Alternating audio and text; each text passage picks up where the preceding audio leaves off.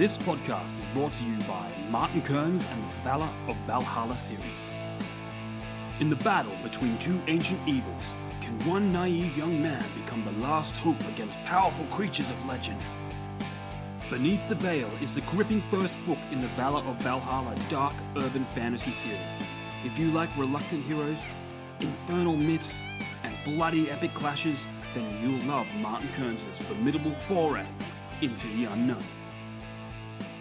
So head on over to readkearns.com and grab yourself a copy of Beneath the Veil today.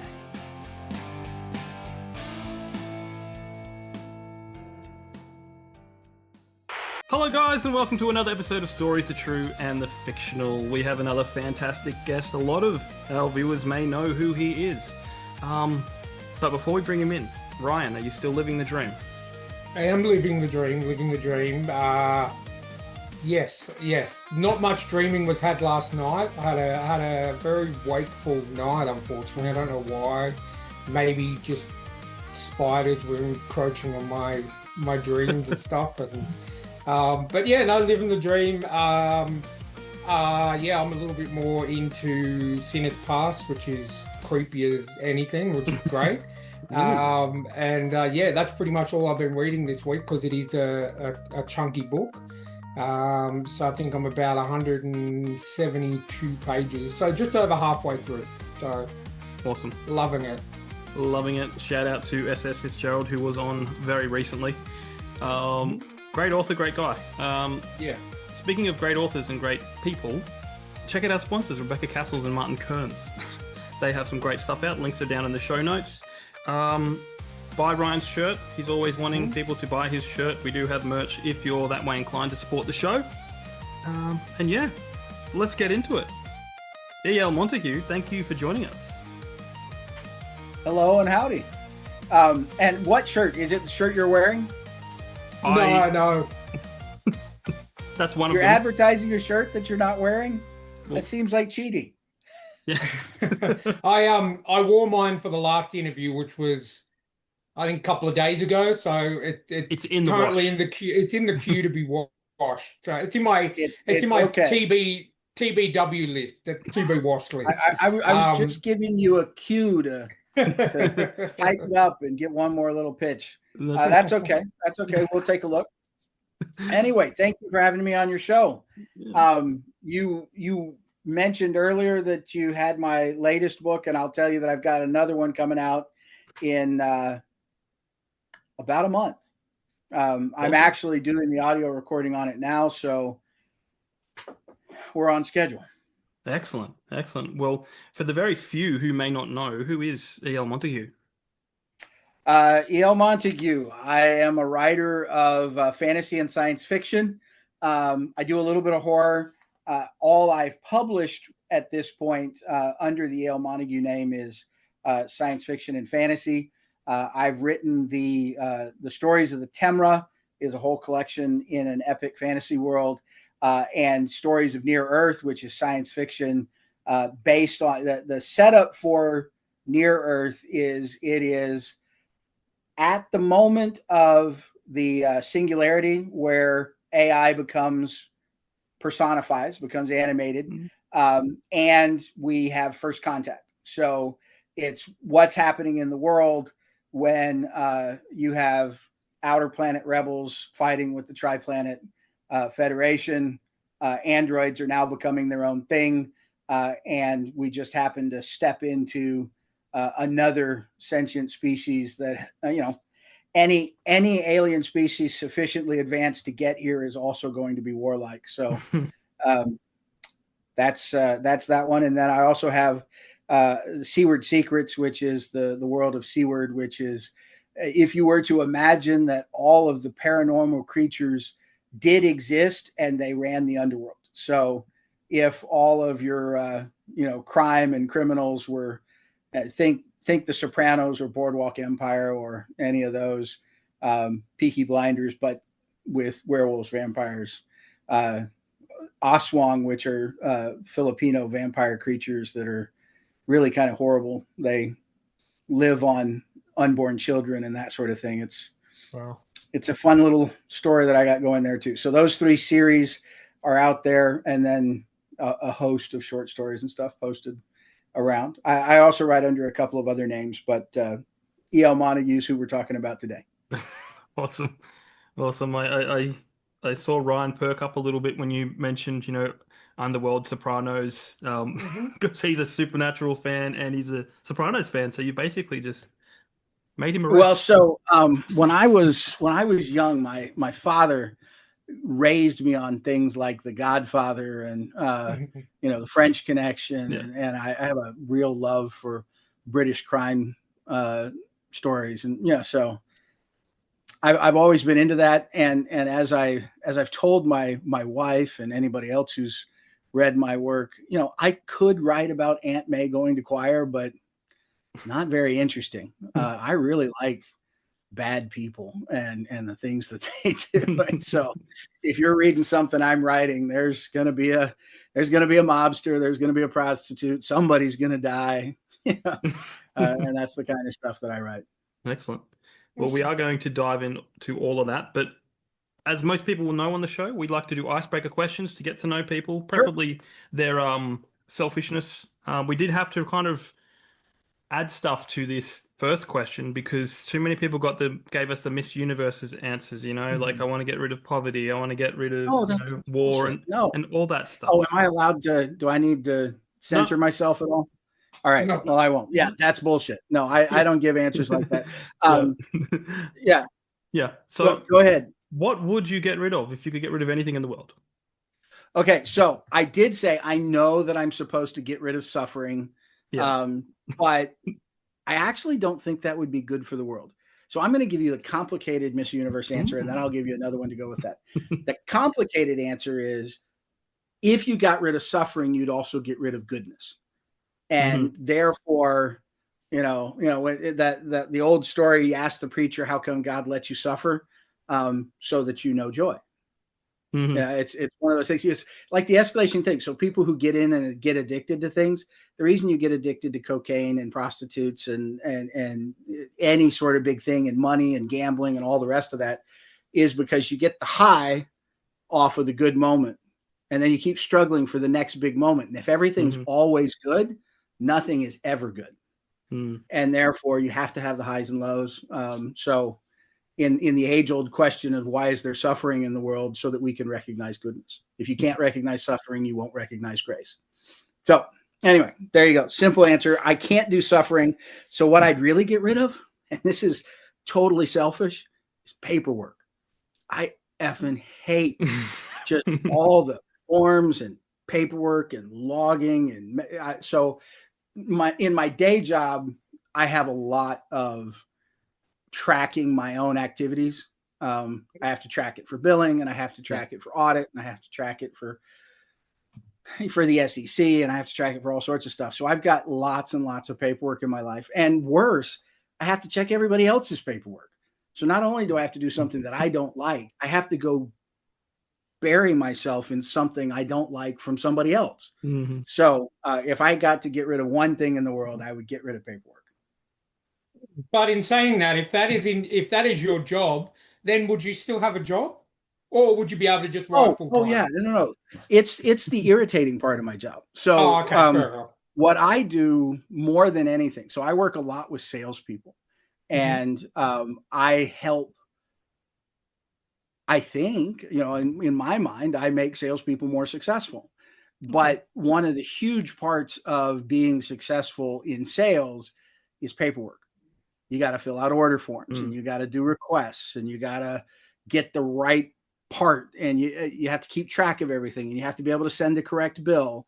And that's all paperwork. And I think that a lot of people stay away from the really interesting and fun parts of their job because they're stuck back in the office, making certain that they put an X in the right box on page 37 of a contract, and that stuff is mind numbing.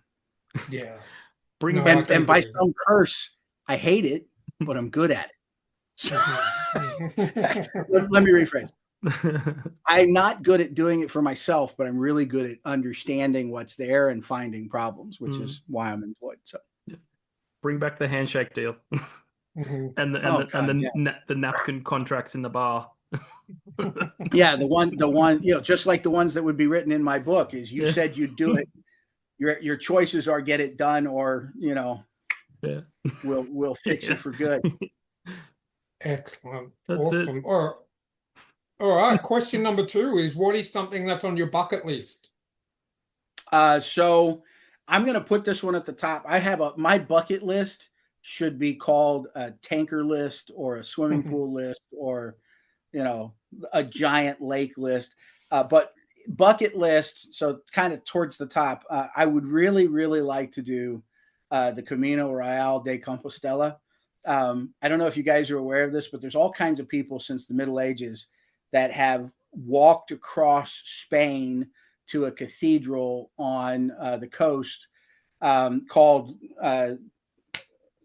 it's the Cathedral de Maria Compostela, something or other. But it's a hiking trail that there's actually 12 of them. So it depends on where you come from. You can go from Gibraltar all the way up. But the famous one is the Camino Real del Norte, which runs across the Pyrenees from Sevilla, all the way across the Pyrenees and across the northern coast of Spain, and then down the edge to the cathedral. And it takes about 3 months to walk it. It's a pretty long trek, and it's through the mountains, and you get to see some of the most beautiful parts of Europe. And it's got spiritual meaning and all sorts of stuff associated with it. So there you go. Bucket list, Camino Real de Compostela. Awesome. Going for a walk. Like walkabout. Walkabout. Except for it's not a walkabout because there's a defined path. Yeah.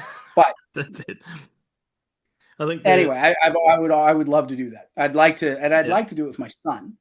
He takes me out every year and tries to kill me on a mountain somewhere, and this would give him the whole string of it.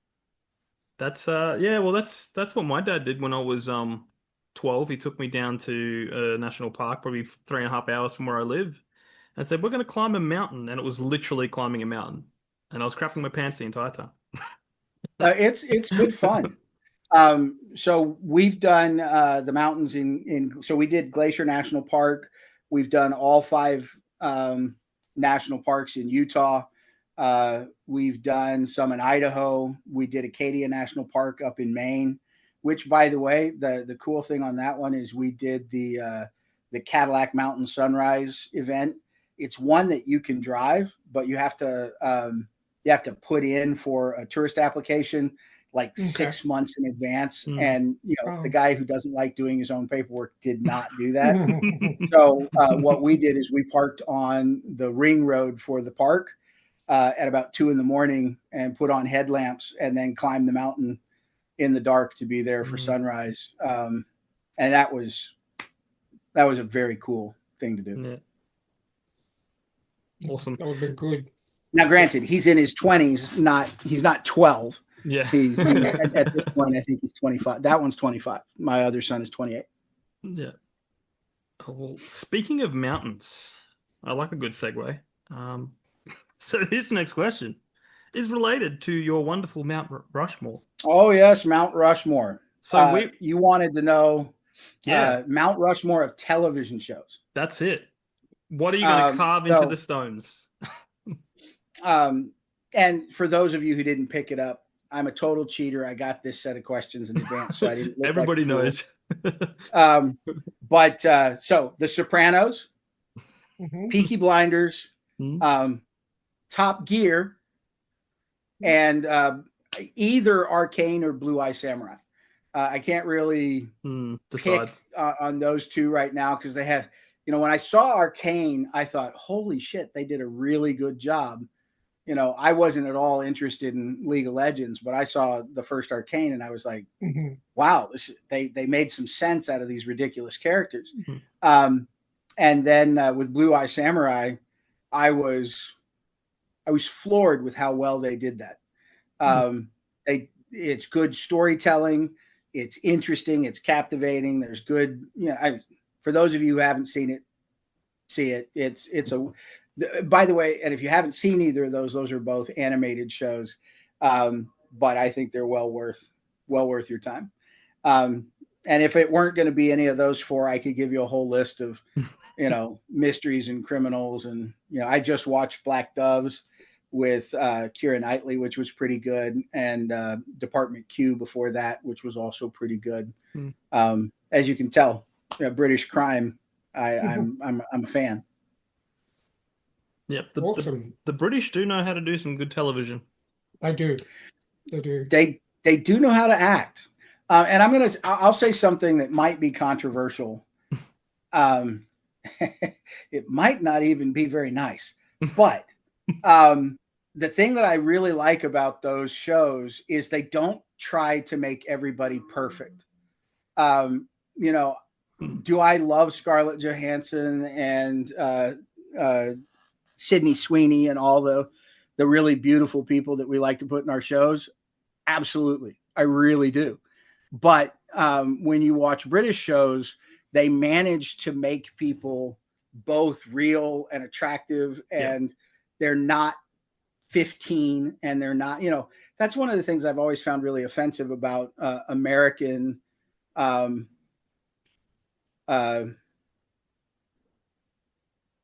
supermodels and the leading actresses and stuff like that is they turn 23 and they're done. It's and that's just not life.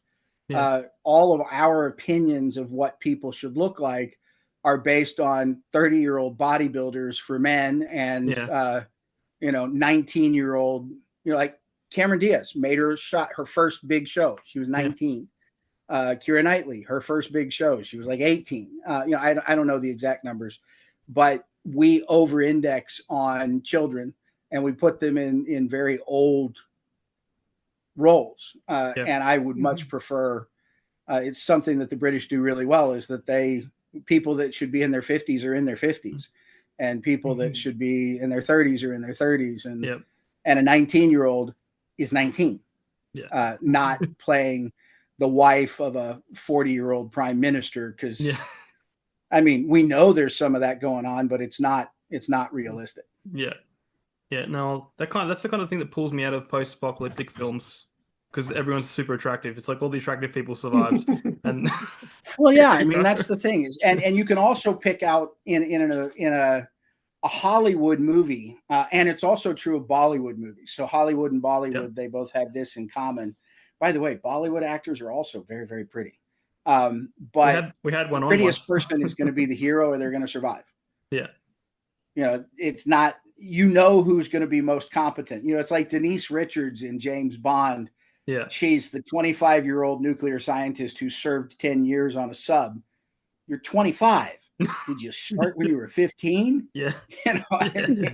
That stuff's kind of ridiculous to me. So anyway, there you go. No, I totally agree. I do. Not everyone has to be pretty. We had people on last week who did a movie about cosplayers that start the zombie apocalypse, and they look like regular people. Like one or two of them are attractive, because I think that's usually what happens. But a lot of them just normal real. Attractive is okay. We all know that if you go to the grocery store down the street from you, there'll be one person in the grocery store that, male or female, doesn't matter, but there'll be one that is jaw-droppingly attractive. But most people aren't. The idea that you can get together a group of your best friends that you grew up in high school with, and one's a loser and one's a jock and and they're all beautiful, and the fat girl is a size 10 instead of a size 4. That's just stupid. That's not real. It is. So I that's something that I appreciate about British movies is that they cast the people who can act, not necessarily the people who look good.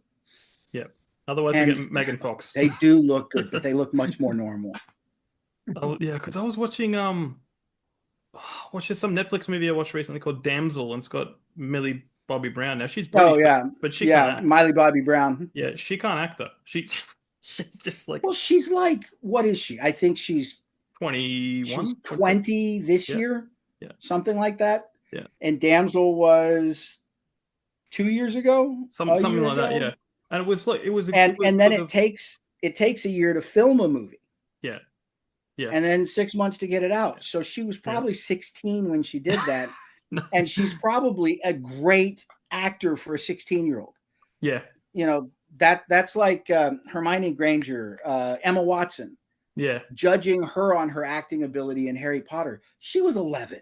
Yeah. You know, I mean, the fact that she got her lines out without flubbing them means she's a good actress. That's it. Yeah. Yeah. So judge people according to what they can and can't do.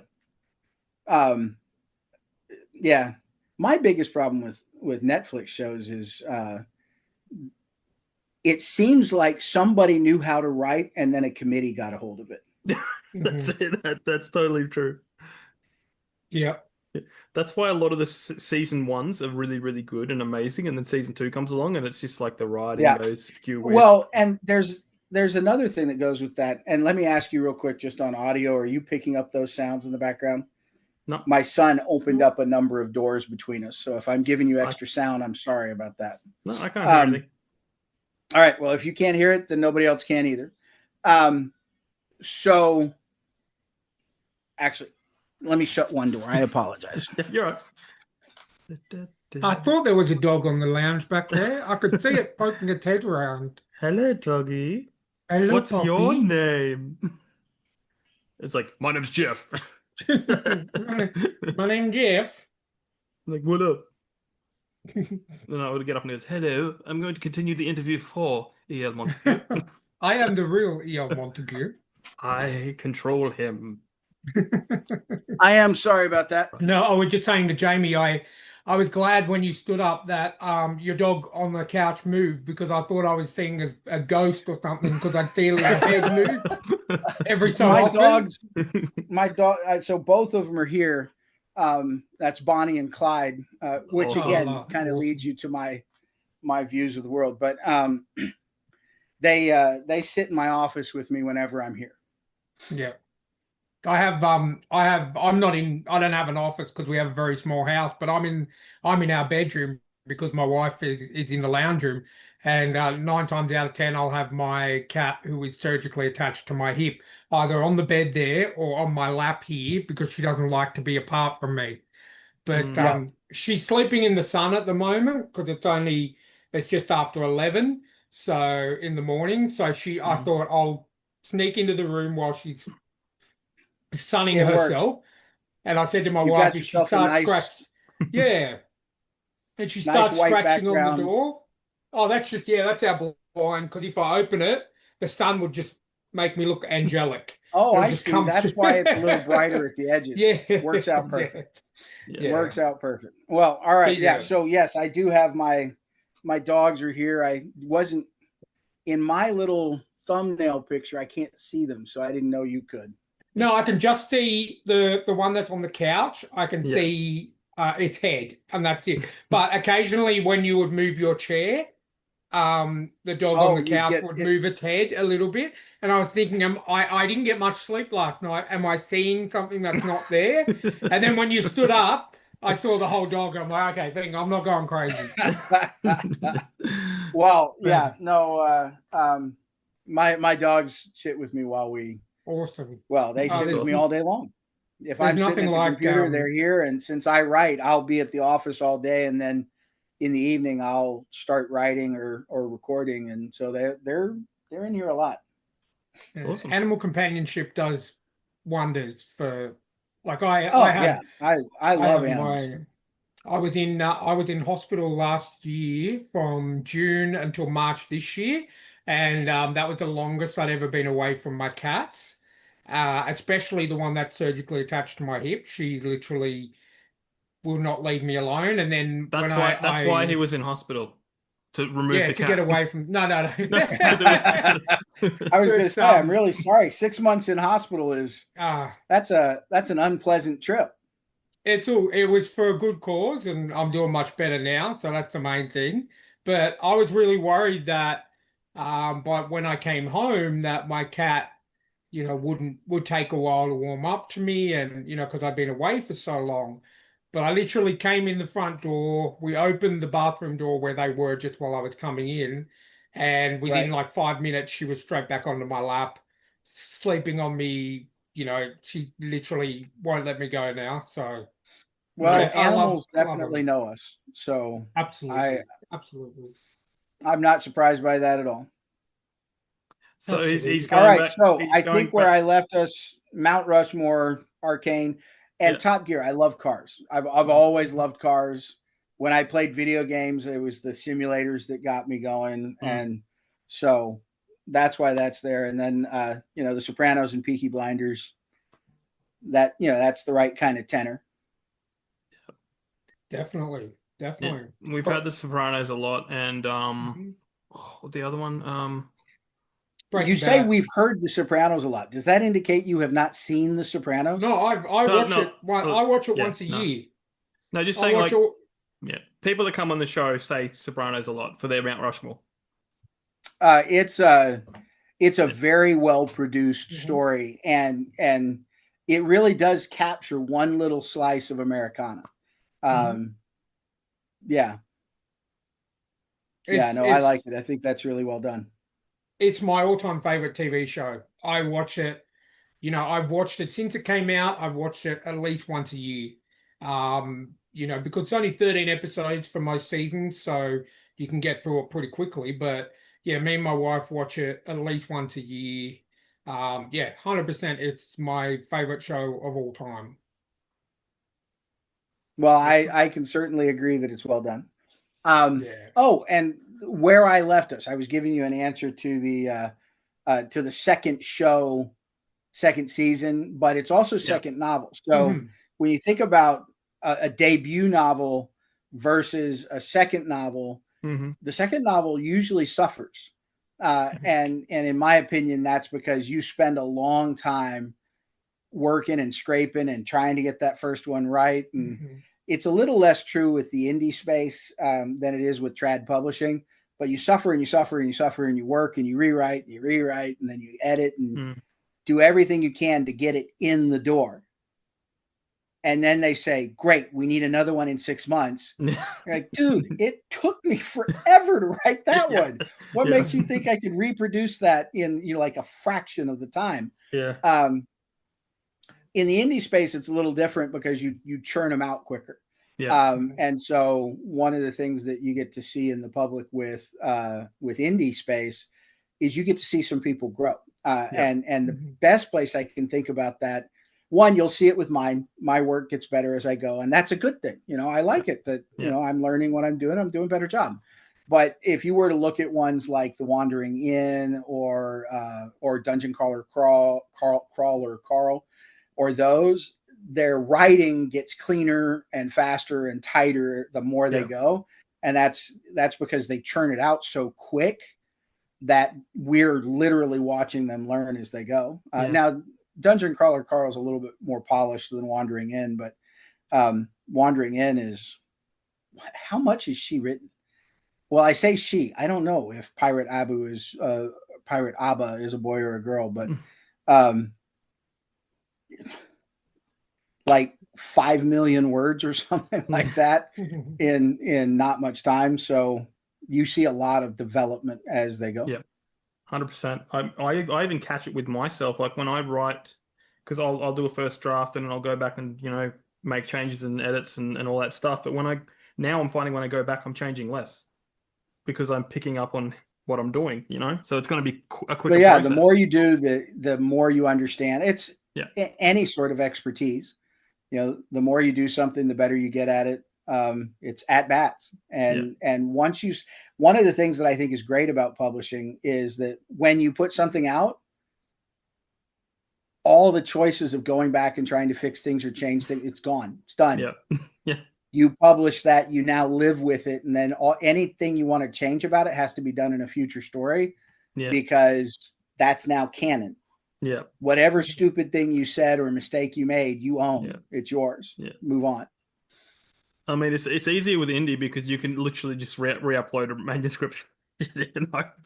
Well, you can re-upload manuscripts, but you also have to respect your readership. And now, granted, I don't have a giant readership, but the people who have invested their time in reading your stories will give you some grace about making corrections, but if you go change major elements or add characters or anything, they're going to be pissed. Yeah. Especially if you're a fast writer and you have to go back 3 stories to weave them into the story. Yeah. You know, if you haven't published, you can do that. But once you're published, you got to find another way to solve that problem you made. Yep, that's it. Yeah. Spelling and grammatical errors I'm okay with, but if you change a character's name or their purpose and I have to go back, I'm like, I will call you out on it. And I'm talking directly to you, Jamie, because I read all your stuff before it goes to like publish. Yeah. If you change anything on me, and I've already invested, like Jamie's book Ancora has been out for a few months now, and he's written a prequel which comes out in November, I think. End of November. End of November. So I've read the prequel already because I'm essentially his arc reader, beta reader. So I've read it, and I think it's great. But if you then went and changed like everything about it, because there was something that was changed, and I was like, I had to question you. I'm like, hold on, this was I explained that different, and you did. You explained it. You explained it away. But yeah, I'm one of those people who gets pissed. I'm a completionist, so I will consume everything about the world if I love it. And if you go and change something, well, I definitely want you to fall in love with my stories because there will be lots of them. you and I will have a good relationship. So you may have noticed if you went out and looked at the stuff that I've published a number of novellas and collections, and I've only published 1 full novel, but that's mostly because I'm biding my time. But all these novellas and short stories, those are spin-offs of novels. So every single thing that you've read of mine, there's a novel that uses those characters, because these are stories, you know, like To Catch a Witch. Sheila's just a character in the story, you know, in the bigger story. And this is me explaining to myself how she got to be who she was. Yeah. You know, how did she end out where she is in the bigger story? This is where she comes from. You know, this is how she got started and why she looks the way she does and has the character, you know, that she does. It's because of the stuff that happened in the novellas. Or, you know, you look across any of them. And if you were to look at the novellas and the collection of stories, it probably represents a dozen full novels. So. Awesome. Okay. Awesome. Well, why don't we go to the next question, Ron, before we I'm not trying to guide us down the side. No. We're all about tangents. Yeah. So the next question is, what is your zombie apocalypse plan?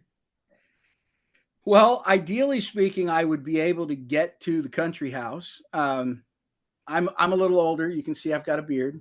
You know, I've got a lot of gray in the beard. I'm catching up. And so part of our retirement plan is to move away from the city.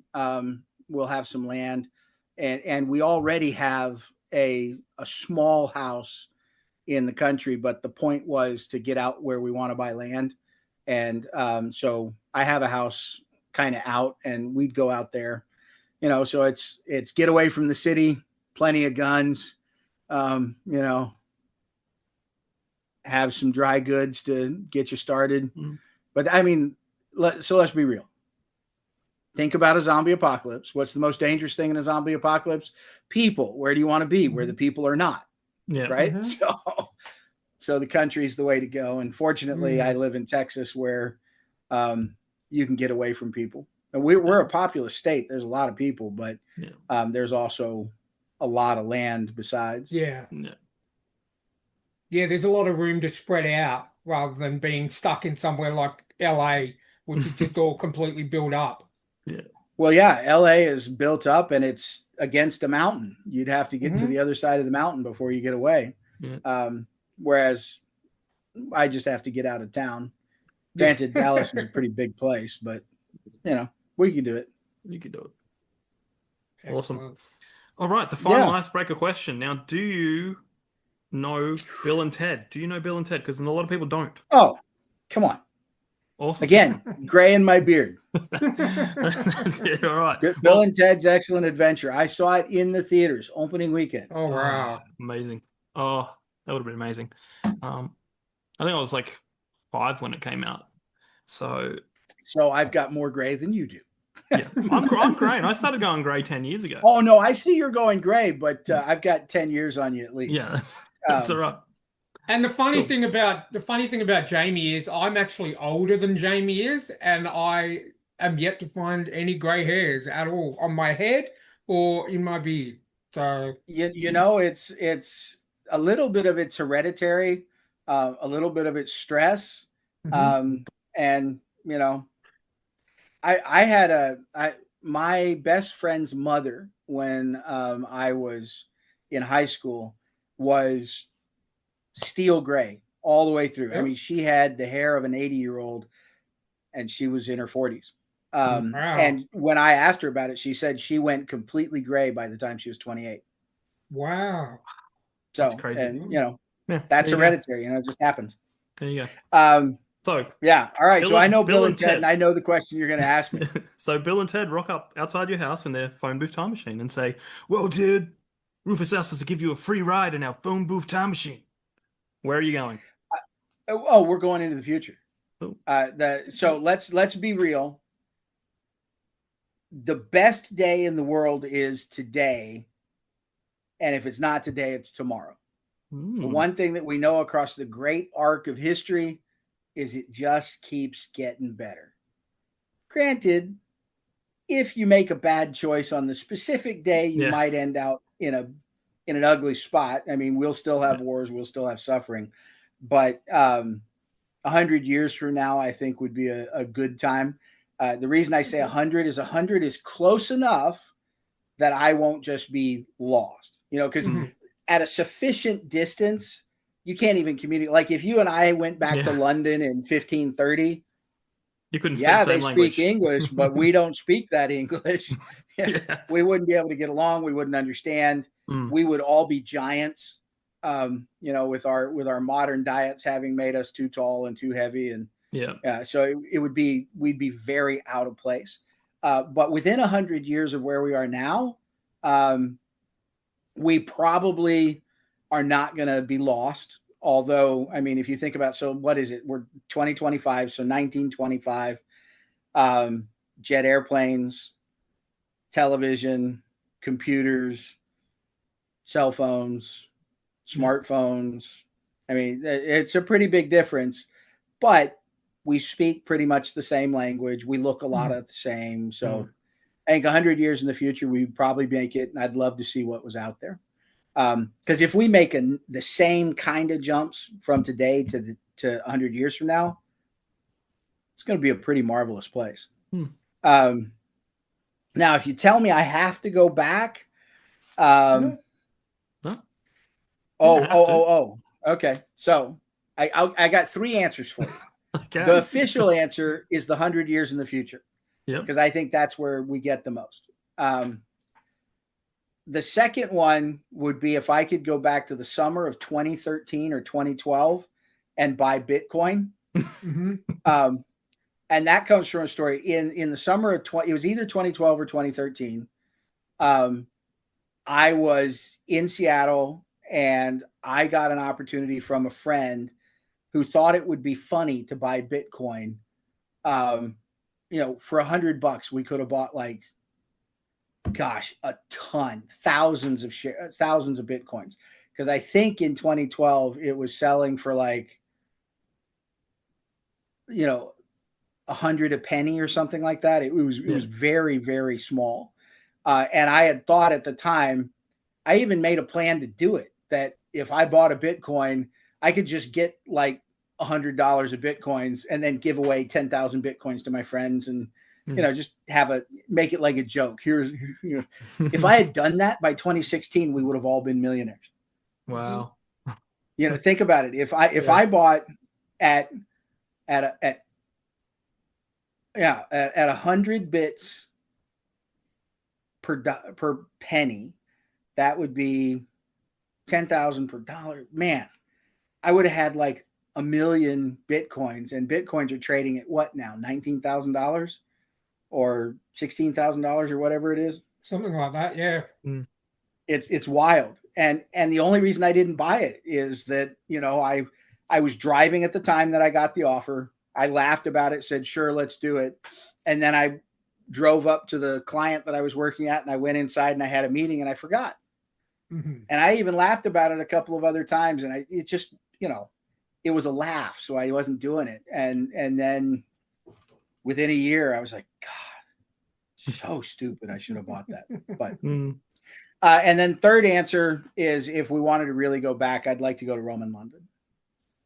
Not like in Rome where all the crazy stuff was going on, but I think London, Londinium 100 AD or whatever would be fascinating, especially if I could get out, because there'd be a point where all the disease and danger and, all that would get to me. But at least for a bit, I think that would be really fascinating.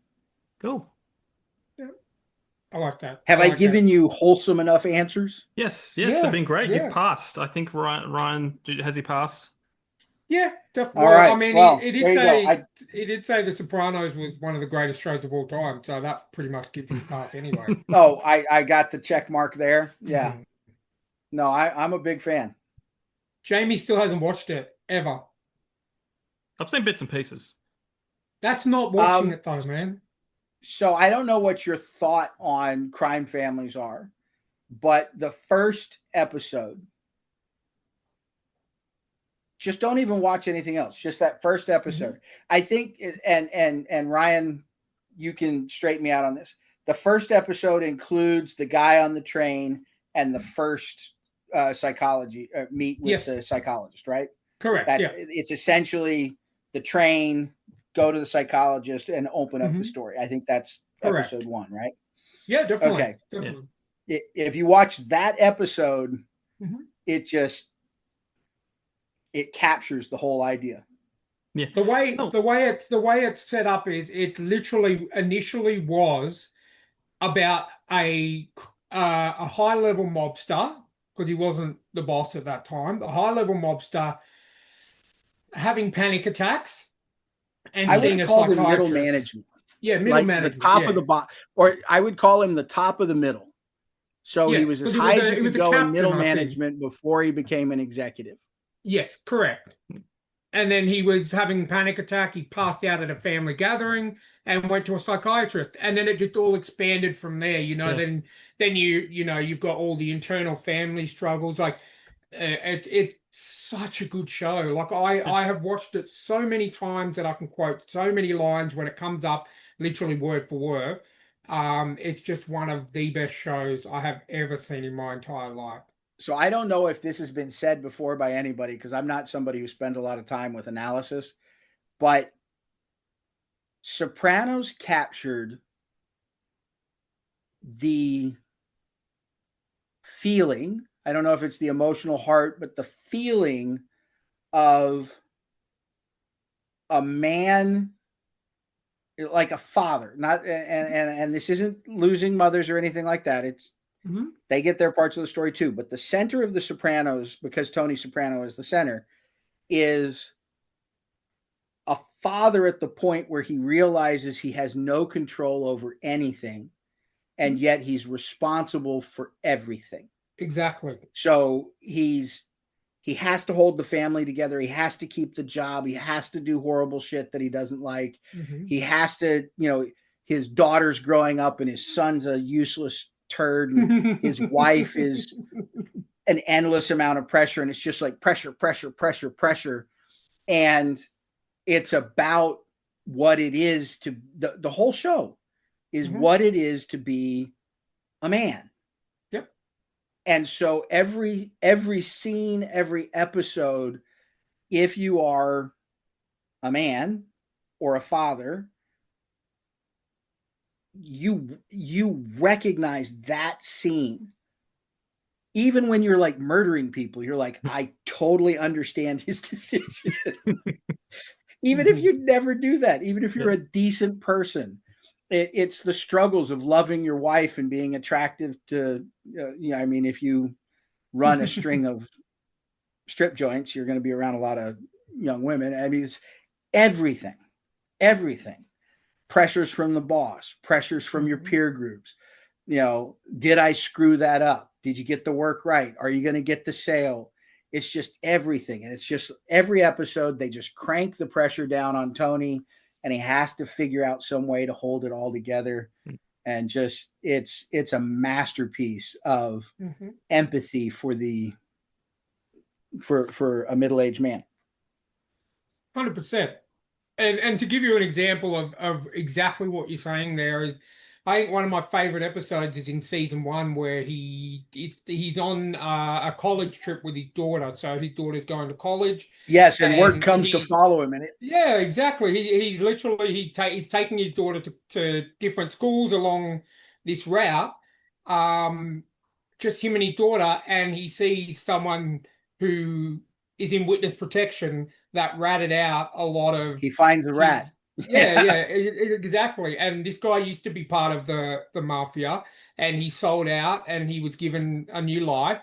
And so Tony's trying to be able to take this guy out, as well as still be there for his daughter and still take her to the colleges, and still, she ends up getting drunk, and he's still looking after her while he's trying to figure out how to murder this guy. And it just encapsulates, the role of being a father.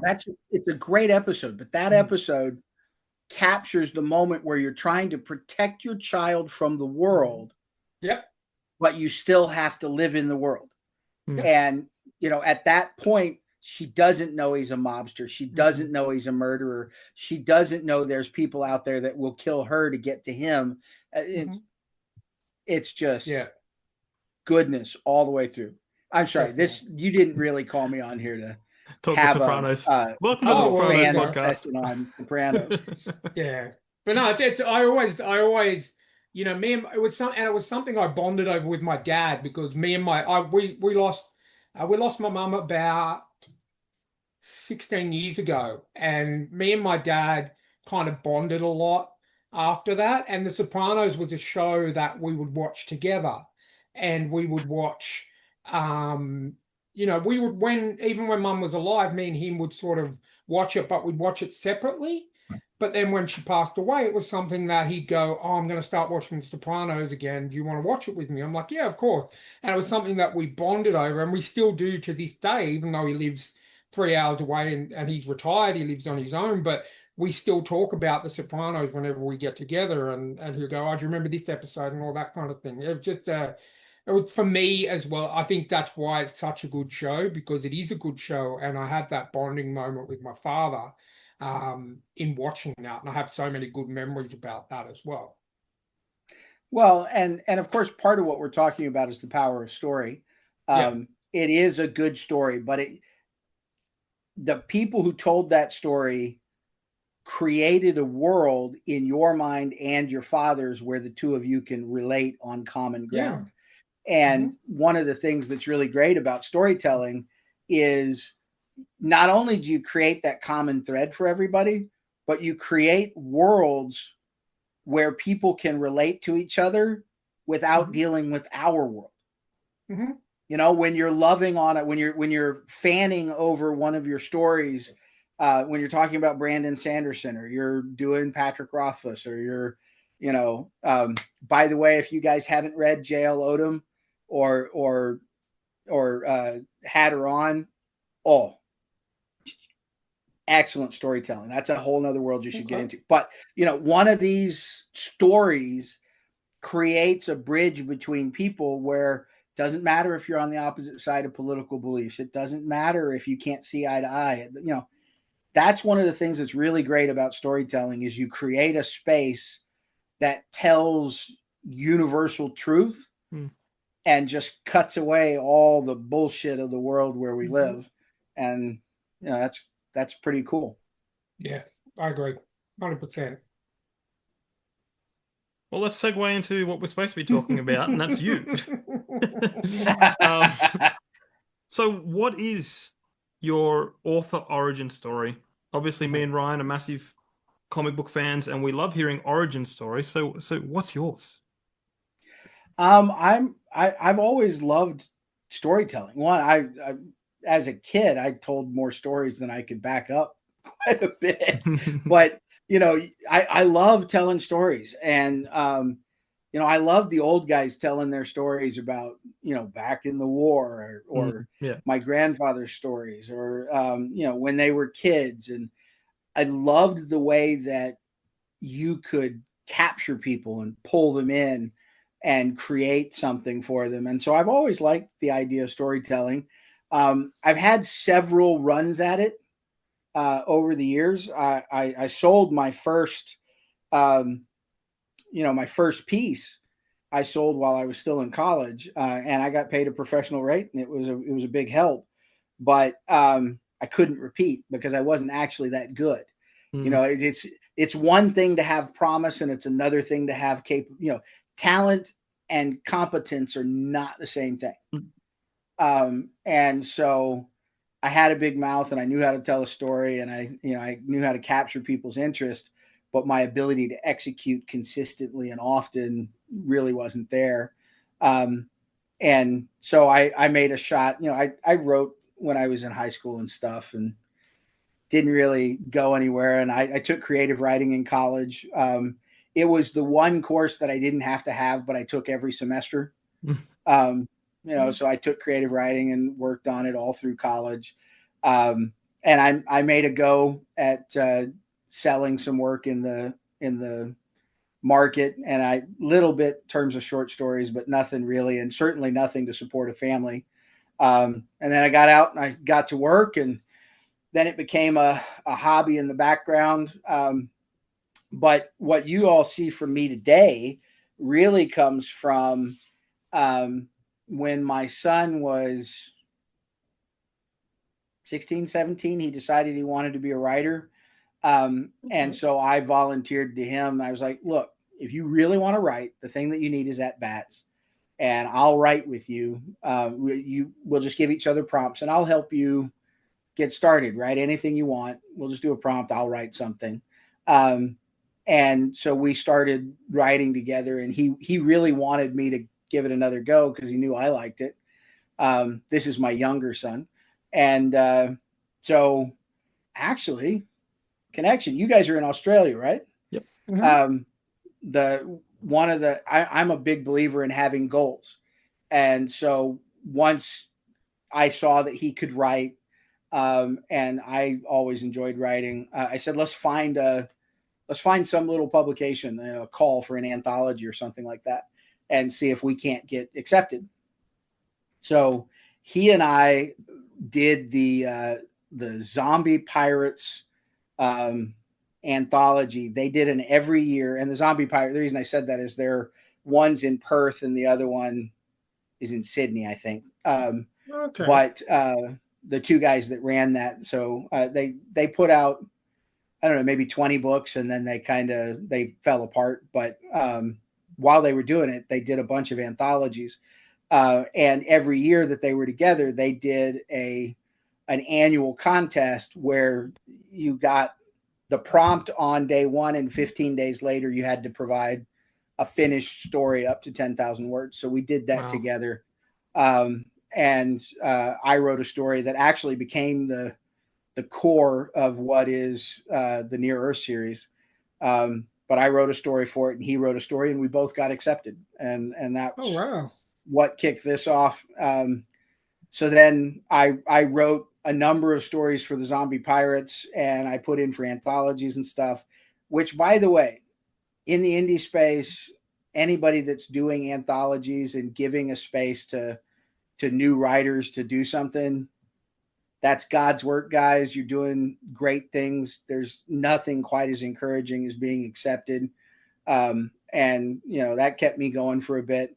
But then, after I started taking these works to much longer pieces, I thought about whether or not I wanted to go trad or indie. And I had thought pretty hard about going traditional, but my son was thinking about doing indie, and I thought, well, I won't let him take any swings that I'm not willing to take myself. So I started down that path, and 8 books later, I'm still going, and I got a 9th coming out in a month. Awesome. Yeah. Amazing. Cool. So what's your writing process like with that? Like, do you just compile as many ideas as possible, attack them one at a time, or you just write as they come? I am somebody who can write right now. If I were to start writing, I would have a story. And I don't have to sit down with an idea. I just start writing. But usually speaking, what happens for me, so I'm a total pantser. Yeah. I am not a total pantser. I'm absolutely a pantser, but once I get something started, I'll start writing stuff down. Yeah. Now, the trick about that is it has this look of an outline, but I never do what's in the outline. It's like yeah. Because what happens is you start writing a scene and creating characters, and you create problems for yourself. And then you say, this is how I could solve the problems. Yeah. And I think faster than I can write, and I write pretty quick. So I'll get to a point where I'm writing a scene, but as I write the scene, I'm like, I have to account for these things. And so I'll write them on a board. I have a whiteboard up here that a dry erase board that I have. It's just full of stuff that's on there. And so I'll start writing down, remember these things have to be accounted for. Yeah. And then I'll write myself right past it. And I'll go erase the whiteboard. So that's why it's on a dry erase board. But what the dry erase board does for me is it helps to focus my problem solving. And even though I don't use it, it's a reminder.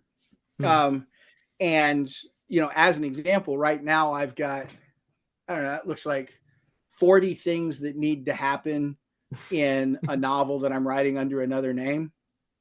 And that's because I set it down. I got to a point and I'm in the exciting conclusion, and I'm like, here's all the things that I need to tie up.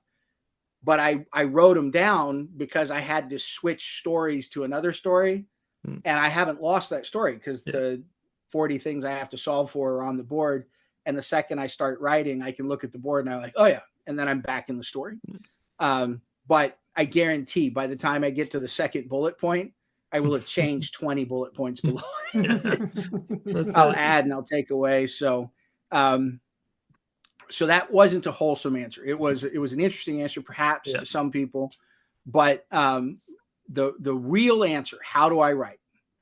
I think of an event or a character that I want to play with, and I'll start telling the story, and then the story sprawls from there. And the reason that I have to think about all the things that need to happen is I often think of the climax. I want to see somebody choke somebody out. Well, I have to get them to the point that they're going to choke them out, and then it has to make sense. And, and so I have to backward think, how do I get them into the spot? Yeah. And sometimes it's right in the middle.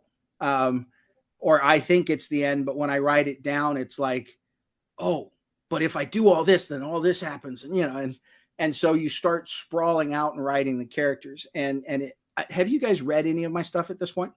No, I have your that's fine. Secrets book fine. 1 on my list. So I will tell you, they're infinitely digestible. They go down quick, kind of like strong whiskey, not like Kool-Aid, but so there's lots of violence, lots of grit, pretty graphic, but they have a plot line that'll pull you through real quick, and a lot of them are relatively short. So they're, like the novellas you should be able to read in 1 or 2 sittings. You'll sit down, it should grab you and pull you through. Yeah. And by the way, if it doesn't grab you, that's okay. If it doesn't grab you, set it to the side and read one of your other an honest books. DNF is okay.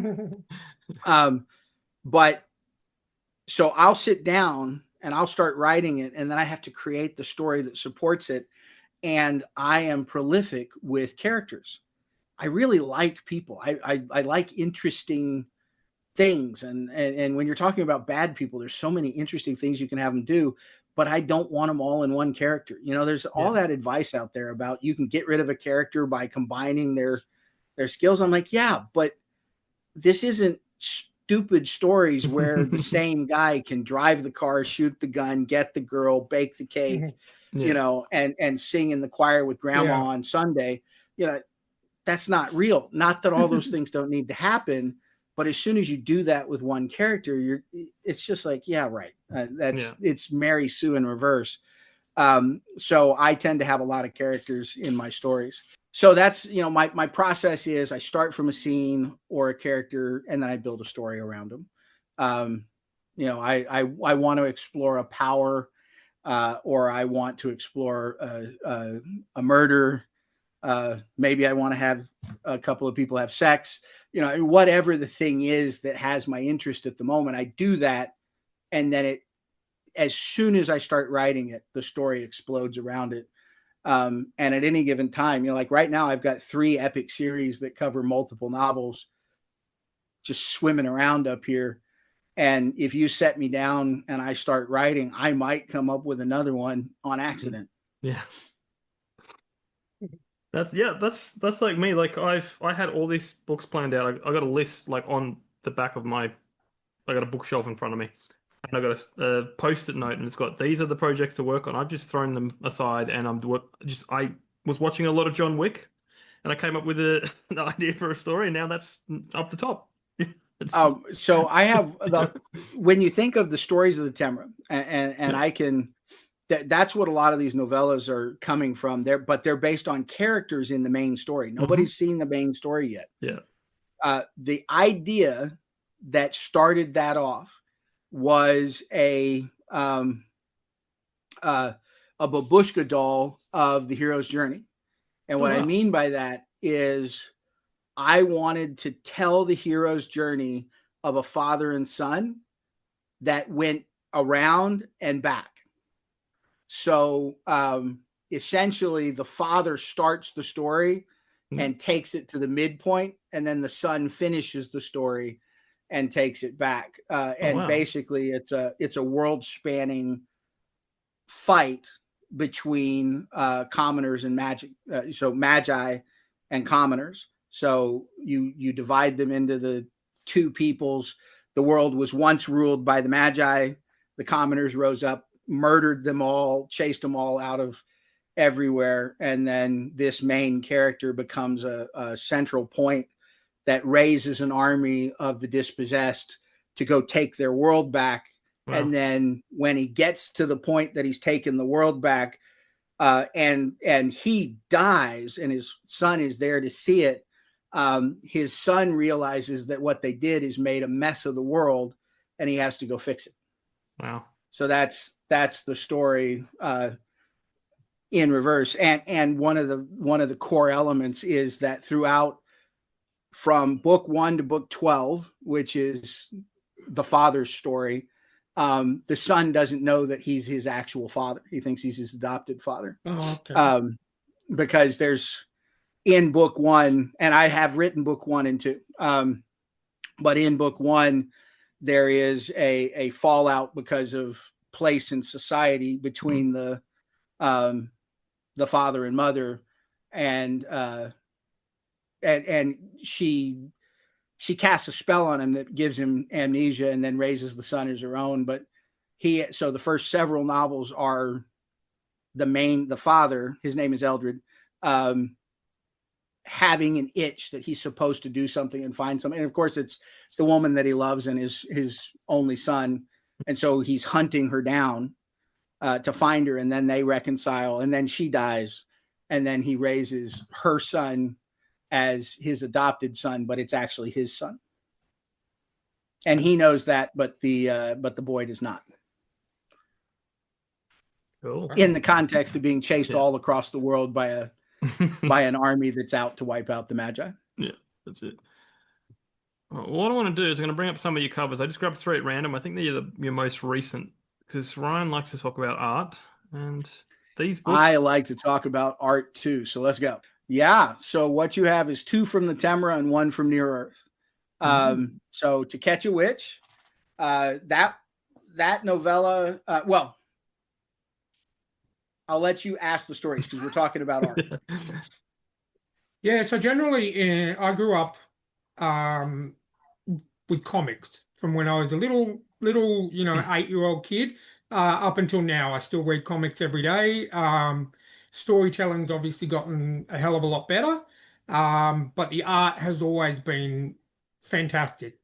Whether what era you're looking at, it's always been great. So my thing is, with the art, did you use the same artist for all of your work, or is it something that you've done yourself? Did you come up with the concept? How did that all work?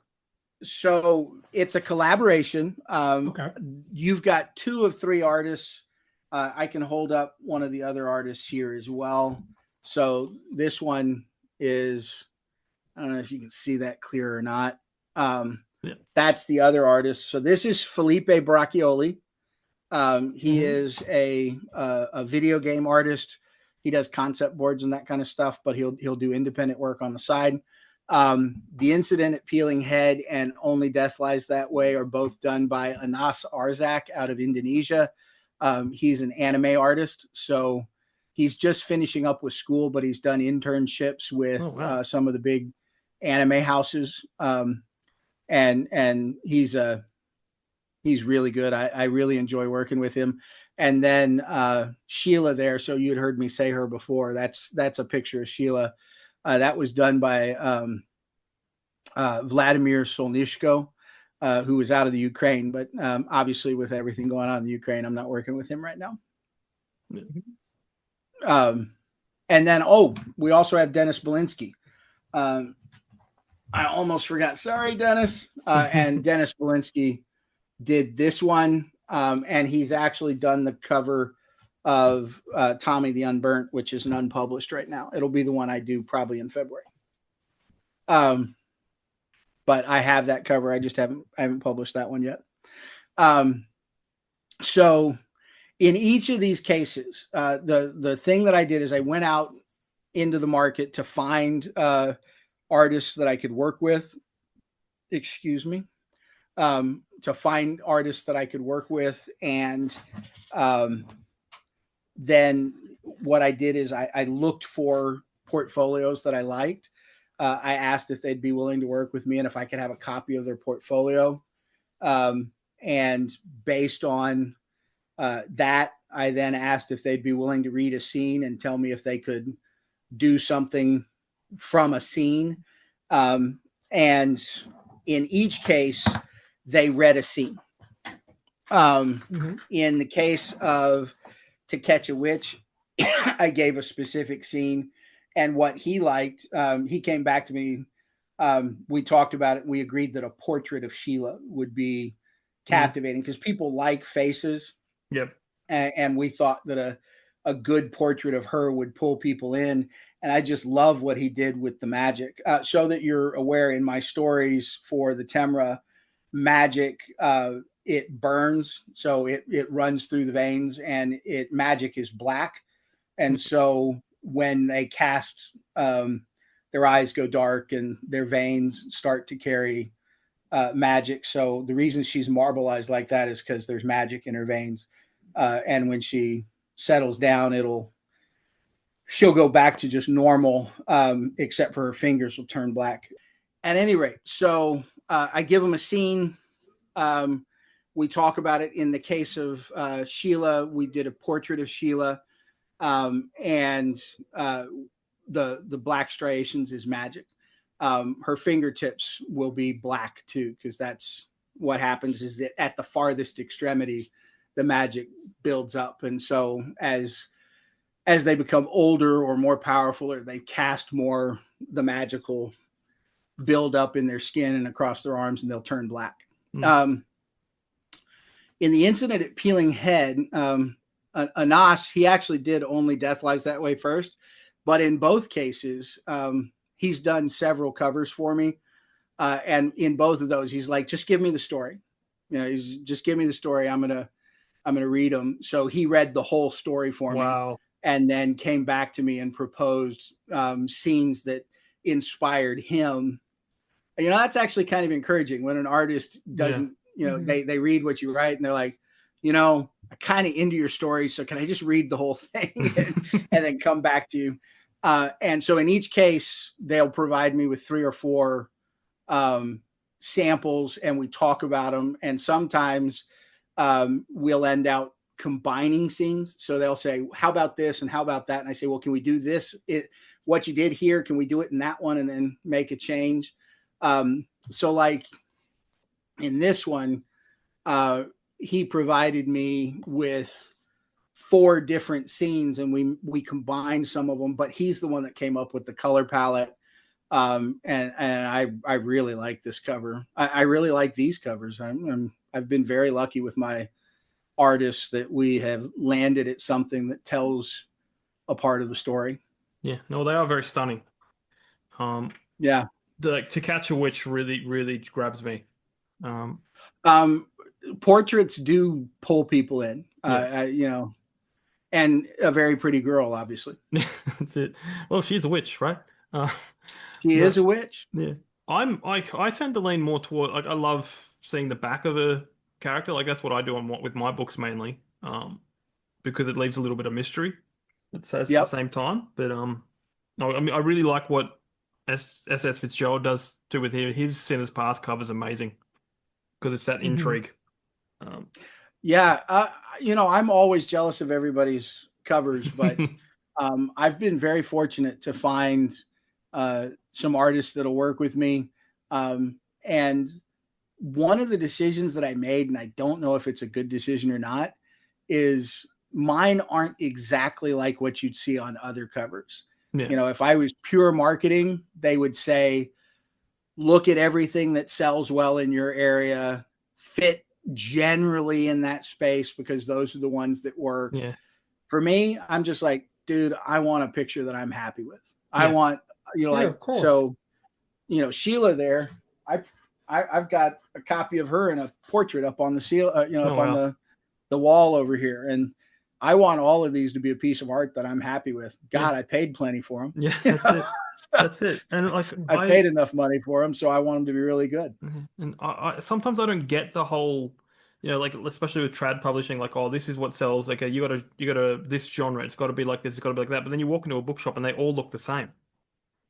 Well, so so professionally, I can tell you a little bit about that. People are, we're difference engines. Yeah. We want to find stuff. And so it has to look like what you want in order for people to look. And so if you look too different from what they expect, you may have the best answer and they just don't ever look because it didn't fit their expectation. Yeah. My biggest problem is that I'm a fairly graphic writer. Yeah. My violence is violent. My sex is on the page. I curse and you look at the incident at Peeling Head, and that's got a little bit of a youthful presentation. Well, on page 2, this character is cutting skin off the back of that character. Just so we're really clear, on page 2. Yeah.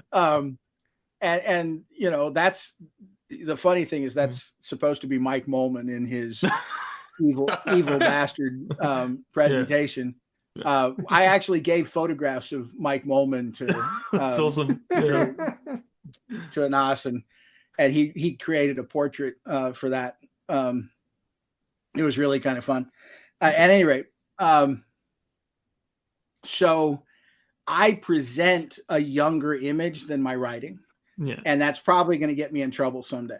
There's a lot of violence, a lot of roughness in these. Now I tell them, I put warnings right in the front. And I'm like, this is not for children. The first thing I say in all of my books is I do not write for children. Yeah. But I do the covers that I like, and hopefully what happens is somebody starts liking what I write, and then they just know, hey, that really cool cover, that's going to be, that's going to be EL, and it's going to be graphic and violent. Yeah. Well, if people know anime and you got an anime artist kind of to do it, anime isn't always friendly. Mm-hmm. Oh no, anime. know? I recognize that, but I'm selling to English speakers. So yeah. So anyway, yeah, it's. I very much have enjoyed the process of getting my art done. Yeah. Yeah, no, it stands out. And that's what I always go for. I want something that stands out, you know? And if I was in a I bookshop and appreciate I that. saw Thank you. these, I'd be stopping.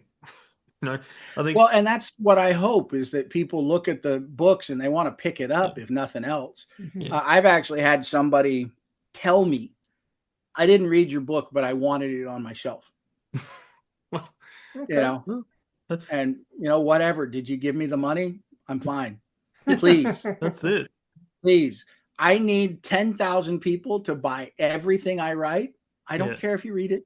I do care. I would really like You'd for like people to to, read yeah. what I write Yeah. and tell me that it's wonderful. But Yeah. if 10,000 of you will buy everything I sell, we'll be okay. I can do a lot of it. Yeah. That's it. I mean, that's the hardest thing, is to find people that actually read your stuff. Because like, I joke about this all the time. Like, I'm about to publish my 5th book, and people only ever buy and read the first one. Yeah, it's just So one of the things I'm really curious about, it's a truism. I don't know if it's true, but it is a truism that the best sales pitch for your book is your next book. Yeah. And I can vouch there's for that. theoretically pull through that, every time you release, you pull through some of the ones before. Yeah. I don't know. It is true that my first book is sold more than all the rest of them, but I don't know. I don't know if it's just because it's been out longer, or I don't know what drives it. I think I'm still at that stage in storytelling that I'm finding the people that like me. Yeah. Because every story has the audience that's waiting for it, and I just have to find the ones that like what I write, and then I'll be fine. Yeah. But I enjoy writing, so I'll just keep churning them out, and that's it. Maybe I'll have a big catalog by the time those people find me. That's it. Well, because once it's out there, like, you can find your book in the middle of a bookshop somewhere, a secondhand bookstore. We have this thing. I don't know if they do it over in the States, but we have like local. It's like a bookshop in the middle of town. Oh yeah, resellers. We've got like secondhand books and half price books and that kind of stuff. Yeah. Well, this is just like a bookshop. Like, it's a book shelf sitting there, and it's free. It's like a library. It's like a library. Put one, leave one, or take one, leave one kind of place. That sort of thing. Yeah. I went down there and put my book on there, and when I went back the next day, it wasn't there. So that's actually a pretty good idea. Yeah. Yeah. No, because I should do that myself. I've thought about leaving them in cafes and just leaving them in random places. Since I spend a lot of time in airports, I've very much thought about just taking one everywhere with me and leaving it in the airport. Yeah, because like you never know. Like, I mean, I had someone in my town who's friends with my mom, who has a sister up in like a 40-hour drive away, and she was on the phone saying, "Oh, I just read this book. It's really good." And then she was talking about my book, and then she's like, "I know the author. He lives up the road from me." It's just like that's great. They're the best stories. It's just... those are great stories. And like another thing that'll happen for you every now and then is the first time somebody does fan art for you. Yeah, that's great. I mean, you're putting your world in people's minds when they read your stories. At least you hope that happens. But when somebody's inspired to spend the time, sit down and do a piece of art, that's pretty cool. Yeah, that hasn't happened to me yet. I mean, a lot of my books come with art, but it's only happened for me a few times. It's in my mind because somebody posted one on X today that was based on Only Death Lies That Way. This one. Oh, cool. That's awesome. Yeah. They posted their imagining of the climactic scene, and I I think it's pretty awesome. Yeah. Pretty fantastic. Awesome. Well, why don't we jump into this game that we like to play with all of our authors to wrap the show up? Done and done. Let's go. I'll bring up the picture to let you know what's going on. Now, you are the last one to play this version of this game, so... Oh, so I have to do better than everybody else. No, well, I'm the penultimate. No, there's a new updated version coming because we've got too much overlap. All right. But the game is called Story Pitch. So we're basically Awesome. going to give you parameters of these 4 areas: setting, genre, main character's profession, optional edition, but it's apparently not optional. Everyone does it. So basically, we're going to get you to give us a number between 1 and 6 for each, and then we'll give you the parameters, and you're going to pitch us a story, just like a back cover blurb, or, well, we had someone act it out once, so that was very interesting. But is 0 a number or just 1 and 6? No, just 1 to 6. So all right, 12, 13. 1, 2, 1, 3. 1, 2, 1, 3. 1, 2, 1, 3. You got that, Ryan? First graph. Okay, so your setting is a space station. 1, 2, 1, 3. Yeah. All right, I've got a space your station. genre is sci-fi. Oh wow, look at that work out.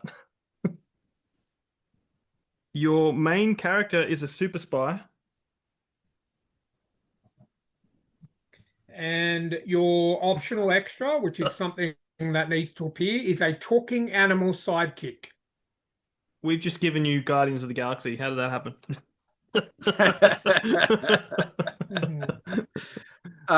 Well, technically he wasn't a spy. He was more of a treasure hunter. Yeah. Bad guy. All right. So what's funny is that in Near Earth, one of my characters is a spy master for the androids. But let's see. So I got to give you a story pitch based on these settings. Yes. All right.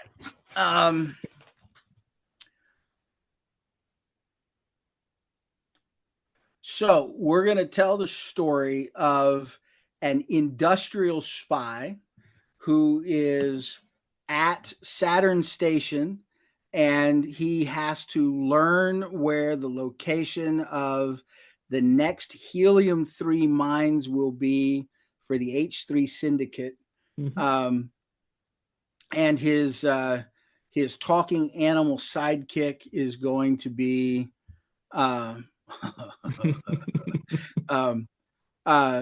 no, that wouldn't work. Actually, why not? So in Winds of Mars, one of the characters is introducing wolves to Mars because they've discovered that the forest won't grow without animals to do their part, and a keystone species of any giant forest is a top end predator. So he's captured Yellowstone wolves and he's released them in the forests on Mars, which the forests on Mars are there to create oxygen. Mm-hmm. So we'll give him a talking wolf, a big black brindled wolf. We'll give him an orange coat brindle. Are you guys familiar with the term brindle? It sounds. So when somebody says brindled wolf, it means striped. Okay. So if you see a dog or a wolf that has striping to their fur, it's called a brindle. Okay. So he's got a brindled wolf with a really dark orange, kind of like, have you guys ever seen a black tiger? So the tigers that have, instead of orange and white stripes, they've got orange and black stripes. It's extremely rare. Wow. Super cool looking. There's one in National Geographic from, I don't know, a month or two ago, but very cool looking animals. So we're gonna give him a brindled wolf as a companion, and his cover is that he is part of the oxygen syndicate, and he is in their waste disposal. So shows up on Saturn Station.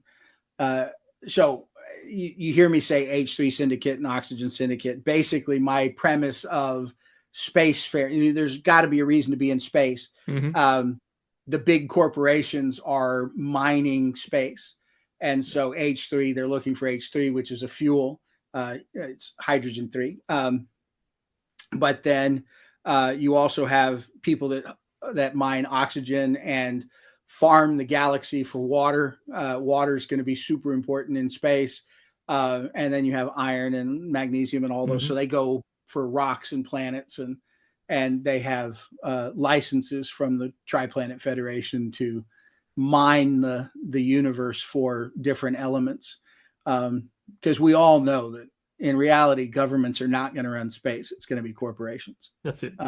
And they end up being like the East India Company. They have their own armies and everything. So our guy, and what's a good name for an oxygen spy?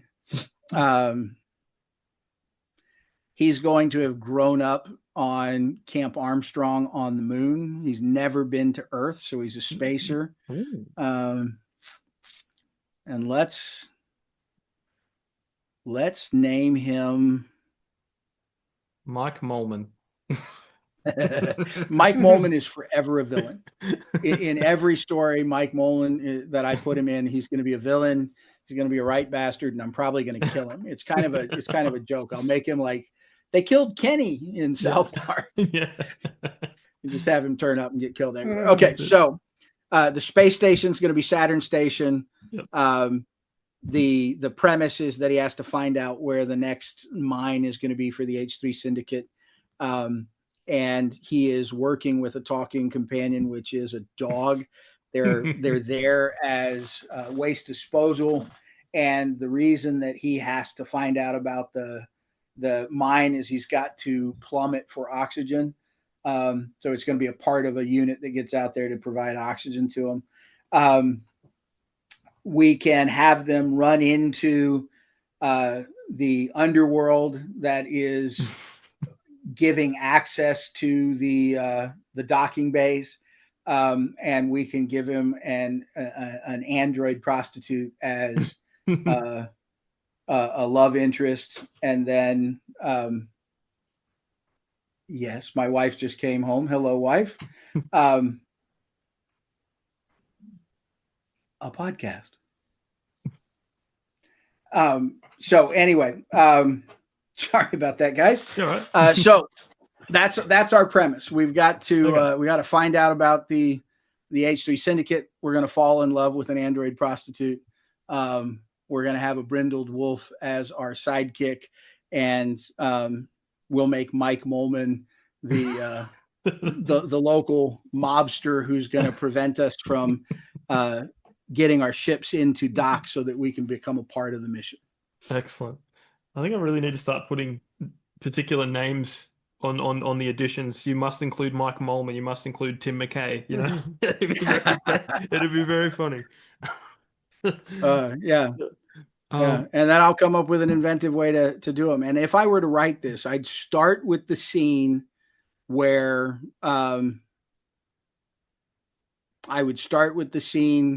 the android prostitute comes up to him at a table and asks about the wolf. Excellent. I would start writing from there, and then the story would sprawl. All right. Lock it in. It's your next story. Do you want to do one more? Because there's multiple graphs, so should I say? Sure, we can do one more, and that way you've got some coverage that doesn't include me telling my wife that I'm doing a podcast. That's all right. Which graph do you want to do, Ryan? The second or the third? The third. Third. All right. Okay, so you can give us the same numbers because we have a different graph, or you can give us new numbers. It's entirely up to you. Let's go with 1806. 18. Oh wait. If I give you 1806, I'm going to get Space Station again, right? No, it's a different graph. So let's go with... It's a different graph. 4806. Okay. 48. Can't be 48 because it's 1 to 6. Yeah. 4806. There's no 8. There's no 8. Oh, there's no 8. Oh, it's 1 through 6. Okay. I really have to do a better job of paying attention. Let's go with 6241. 6241. Okay, so your setting is an enchanted forest. Ooh. Okay. Your genre is cyberpunk. Okay. Okay, main character is a mad scientist. All And right. what was the last number? 1. 1. And your optional addition you must include is Godzilla. Gojira. All right. So, if it's the mad scientist, our mad scientist, Mike Molman, is in a cyberpunk universe where he's in an enchanted forest that is lorded over by the great Godzilla, who is trying to prevent man from destroying the forest. And Mike is trying to find a rare mineral that is rumored to be in the forest. So it's going to put him in direct conflict with Godzilla. And as a bonus, he's going to bring along his henchman Ro, who Yes. who has a penchant for killing people before they finish telling him what he was looking to find out. So just as Mike starts beating on him and getting the information, Ro's going to accidentally kill him, and they're going to go through bodies one after another. Okay. I love it.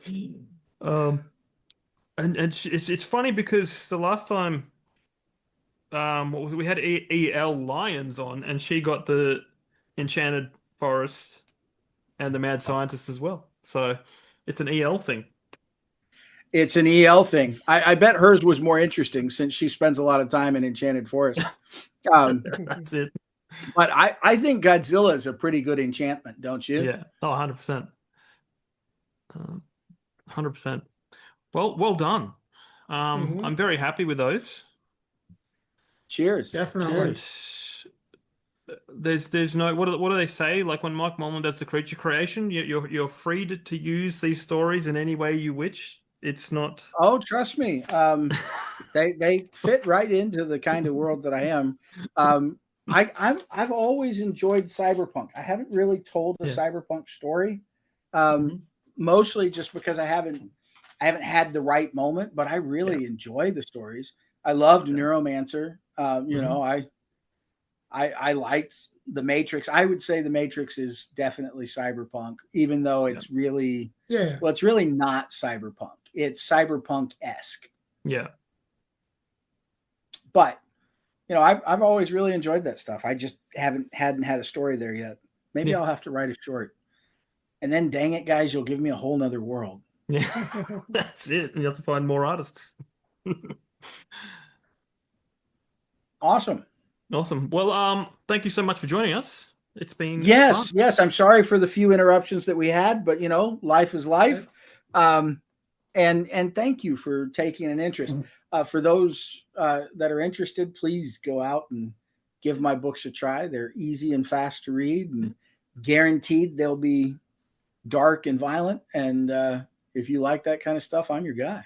Awesome. Well, I was going to say, you know, the floor's yours to plug away anything you want, but you've done that. What about your socials? But I went and took it. You took it. You took it. You felt it. What about your socials? And is there any place if people want to reach out? Right now, I'm just on. It's just Amazon and Goodreads and X. They're all under EL Montague, so easy to find. The thing is, since you do everything independently, running good socials, it's like a job, and I'm no good at it. It is. So, you know, this right here is my biggest venue. I'm active everywhere. But the fact that you guys called me out and let me have a little chat, that's pretty awesome. Thank you. No, happy to. You know, I've got to do all the socials for not only the podcast but my writing as well. So it does feel like a full-time job. It's a ton of work. It is. And it's a whole nother skill set. You know, I've barely gotten to where I know how to publish a book and to now create a social environment that anybody cares about. And And then you got to maybe I'll get wealthy and I can hire somebody to do it for me. And then you got to fend off the scammers as well. Yeah, there's plenty of those. They're everywhere. Anyway, guys, all EL's links will be down in the show notes. Thank you for listening. Thank you for just, supporting us if you are a regular listener. If you're not a regular listener, like, subscribe, share, all that podcast stuff. Check out our sponsors, Rebecca Castles and Martin Kearns. They've got some great stuff out. Make sure you pick up some of EL's books because they do look fantastic. And they're short. A lot of them are short, so you can read them really quickly. And then you can leave a review. But yeah. I would love that. Thank you very much. Until next time, keep supporting those indie authors and we'll catch you on the next episode. See you next time. Thank you, everybody.